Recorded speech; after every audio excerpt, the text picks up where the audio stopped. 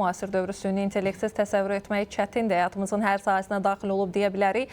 Süni intellekt savadlılığı proqramı da hazırda var. Ümumiyyətcə, bəs bu proqram bizə nə verəcək və digər istiqamətlərdə təbii ki, önəmli suallarımız olacaq. Sualımızı isə ünvanına çatdırmaq üçün qonaq dəvət etmişik. Asan İnnovativ İnkişaf Mərkəzinin təmsilçisi Nofəl Əliyev bizimlədir. Xoş gəlmisiniz Nofəl bəy. Xoş gördük. Salamlayıram hər bir kəsi. Nofəl bəy, ilkin olaraq sualımı ünvanlayayım. Düzdür, süni intellekt savadlılığı deyəndə təxmini olaraq nə isə biz anlamağa çalışırıq, ancaq bu proqramın məğzi nədən ibarətdir? Yəni bizə nə verəcək, nə təqdim olunur? Proqram ilk öncə onu qeyd edeyim ki, Prezident yanında vətəndaşlara xidmət və Sosial İnnovasiyalar üzrə Dövlət Agentliyinin təşəbbüsü ilə yaradılan Asan İnnovativ İnkişaf Mərkəzinin tərəfindən həyata keçirilir. Süni intellekt savadlılığı proqramıdır. Proqramda əsas məqsəd odur ki, vətəndaşlar süni intellektdən istifadəni öyrənsinlər.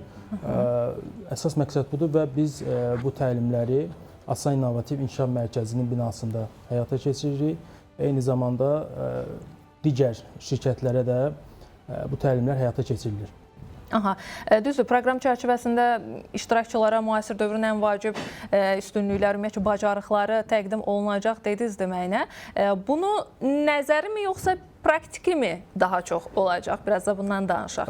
Təlimlər artıq həyata keçirilir. İlk öncə onu qeyd edeyim ki, biz bu təlimə artıq təlimlərə daha doğrusu bir ilə yaxındır ki, başlamışıq və bu müddət ərzində ümumilikdə bizim 2000-dən çox iştirakçı bizim təlimlərə qatılıb. Təlimlər həm praktiki, həm də nəzəri şəkildə həyata keçirilir. 2 saat ərzində baş tutur və nələr öyrənirlər təlimdə, istəyirsiniz onu da qeyd edeyim. Əlbəttə, buyurun. Təlimə qatılan iştirakçılar süni intellekt alətlərinin səmərəli şəkildə istifadəsini öyrənirlər. Bu təlimlərə istənilən yaş kateqoriyasında olan insanlar qatıla bilər. Yaş məhdudiyyəti yoxdur. Hər hansı bir vəzifə və yaxud da status fərqi yoxdur. İstənilən sahənin... Yəni, hər hansı bir peşə üzrə də bir məhdudiyyət yoxdur? Hər hansı bir peşə də fərqi yoxdur. Çox insanlar deməli, düşünürlər ki, bu təlimlərə gəlmək üçün deməli, texniki biliklərə ehtiyac var. Belə bir ehtiyac da yoxdur. Çünki biz onlara proqramlaşdırma öyrətmirik. Süni intellekt alətlərinin düzgün şəkildə istifadəsini öyrədirik. Bəzi məqamlarda təbii ki, texniki biliklərə ehtiyac var, amma o qədər də dərin ehtiyac yoxdur. Yəni. Bəs yaxşı, proqramın müddəti nə qədərdir? Proqram 2 saat ərzində davam edir və tamamilə ödənişsizdir. 2 saat ərzində biz həm bayaq da qeyd elədiyim kimi bir hissəsini nəzəri hissəyə deməli ayırmışıq. Əsas hissəsi isə praktiki. Əsas hissəsi isə praktiki olaraq həyata keçirilir. Yəni bizim təlimlərin üstünlüyü ondan ibarətdir ki, iştirakçılar təlimə qatıldıqdan sonra artıq praktiki bacarıqlar öyrənib gedirlər təlimdən. Yaxşı, bu hansı günlərdə olacaq? Əgər buna maraq göstərən tamaşaçılarımız əlbəttə ki, olacaq. Təlimlərimiz davam eləyir.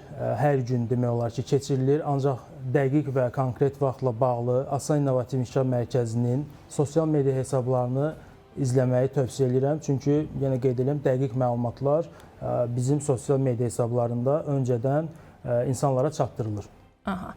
Dediniz, yaş məhdudiyyəti də burada yoxdur. Kiçikdən böyüyə hər kəs burada iştirak edə bilər. Bəs yaxşı, ərazi olaraq bir məhdudiyyət varmı? Yəni, söhbət ərazi dediyimdə sadəcə paytaxtdan mı bu proqram nəzərdə tutulub, yoxsa digər bölgələrimizdə də olacaqmı? Biz ilk başlayanda Bakıda başladıq bu proqrama. Təbii ki, Bakıda başladığımız ərəfələrdə yaxın regionlardan kimlər gələ bilirdisə, kimlər qatıla bilirdisə, qatılırdılar.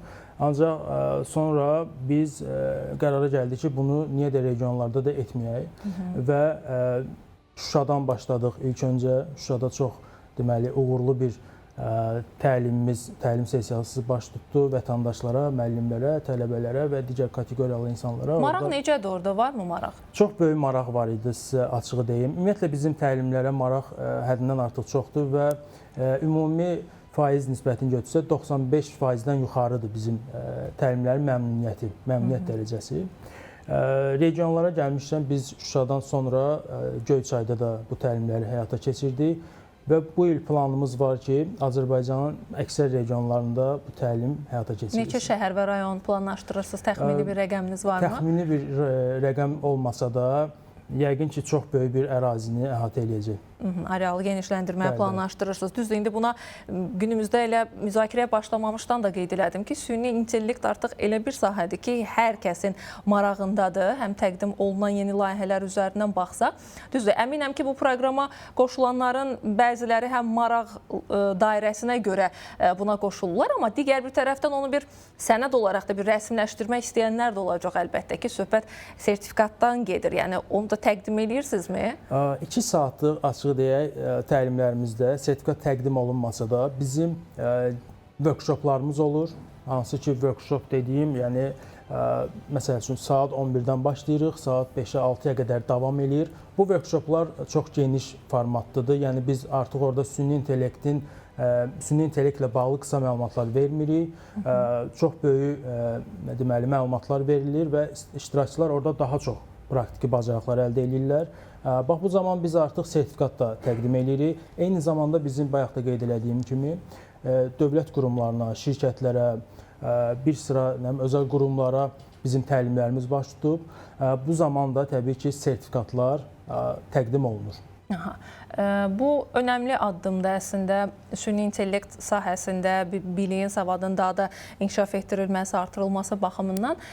Bu nəticə etibarilə əgər biz bir biliyi qazanırıqsa, bunu tətbiq eləmək istədiyimiz bir sahə də olmalıdır deyə düşünürəm. Yəni, əmək bazarından söhbət gedir. İşə yarayırmı, təsir göstərirmi, orada necə effekt verir? Çox böyük təsir göstərir. Artıq süni intellekt bir üstünlük deyil. Məsələn, əmək bazarında vakansiyalara nəzər yetirsək, artıq orada süni intellekt bilikləri, bacarıqları üstünlük kimi qeyd olunmur, tələb kimi qeyd olunur. Bunu 5 il əvvələ qədər olan Microsoft Office proqramlarının istifadəsini bacarmaqla bir müqayisə eləmək olar. Yəni 5 il əvvələ qədər, məsələn, vakansiyalarda qeyd olunurdu ki, Microsoft Office proqramlarını bilmək lazımdır. Ancaq indi zaman keçdikcə bunun yerini süni intellekt alətlərindən istifadə bacarığı yerini aldı. Yəni artıq bu seçim deyil, şərt olmağa doğru gedib. Bu seçim deyil, artıq şərtdir, tələbdir. Niyə görə belədir? Çünki süni intellekt artıq Microsoft Office proqramları da daxil olmaqla bir çox proqramlara tətbiq olunur. Yəni sən əgər süni intellektdən istifadəni bacarırsansa, bu demək ki, sən artıq Excel-də də çox rahatlıqla işləyə bilərsən. Word proqramı, təqdimatların yaradılması olsun və yaxud da bir sıra sahələr. Demək olar ki, əksər sahələrdə artıq süni intellekt tətbiq olunur. Yaradıcılıq olsun, marketinq olsun, insan resursları sahəsi olsun, təlimçilik də ola bilər. Məsələn, artıq süni intellektlə şagirdlər, tələbələr öz istədiyi cavabı sürətli şəkildə tapa bilirlər. Bəs yaxşı, gələcəklə bağlı bir yeni format mı deyim, yeni modul mu deyim, planlaşdırdığınız nəsə varmı? Planlarımızda var, bəli. Məsələn, süni intellekt agentlərinin yaradılması bugün çox aktual mövzulardan biridir, çox aktual bacarıqlardan biridir. Yəni nə edəcək o? Süni intellekt agenti dediyimiz şey artıq bizim yerimizə qərarlar verəcək, bizim işimizi görəcək. Bir növ yardımçı robot deyə bilərik buna. Yəni İşimizi əlimizdən almazmı? İşimizi əlimizdən ümumiyyətlə süni intellektin alacağı ilə bağlı bir müzakirələrə mən razılaşmıram. Əksinə bizim işimizi kömək edə bilər, işimizi asanlaşdıran bilər. Asanlaşdıracaq, bizim işimizi daha da sürətləndirəcək. Məsələn, sizə bir nümunə deyə bilərəm.